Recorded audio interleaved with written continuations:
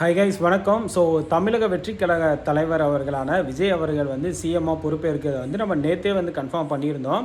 So எப்படியும் வந்து ஆதரவு தெரிவிச்சிருவாங்க அப்படின்னு சொல்லிட்டு ஓவராலாக அவங்களுக்கு வந்து 120 சீட்ஸ் அப்படிங்கிறது சப்போர்ட்டிங் பெரும்பான்மை அப்படிங்கிறது இருக்குது கரெக்டாக. ஸோ இப்போது வந்து பார்த்திங்கன்னா நாளைக்கு அதாவது ஞாயிற்றுக்கிழமை காலை 10 மணிக்கு இவங்க வந்து அதாவது விஜய் அவர்களை சிஎம்மாக அப்பாயின்மெண்ட் பண்ண போகிறோம் அப்படின்னு சொல்லிட்டு கவர்னர் மாளிகையிலேருந்து ஒரு லெட்டர் அப்படிங்கிறது பாஸ் பண்ணியிருந்தாங்க, ஜிஓ பாஸ் பண்ணியிருந்தாங்க.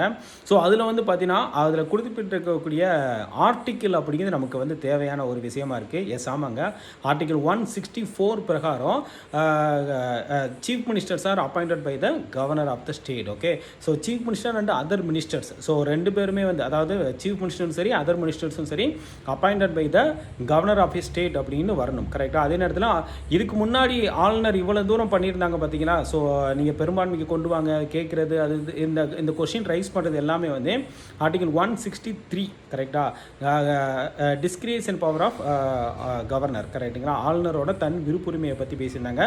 ஸோ 163யும் 164 ஆர்டிக்கலை வந்து நம்ம எக்ஸாமில் எக்ஸ்பெக்ட் பண்ணுறதுக்கு நிறையாவே சான்சஸ் இருக்குது. ஏன்னா இவ்வளோ பிரச்சனைகளுக்கு மத்தியில் இந்த கொஸ்டினை வந்து நம்ம நோட் பண்ணி வச்சுக்கோங்க. Okay, thank you.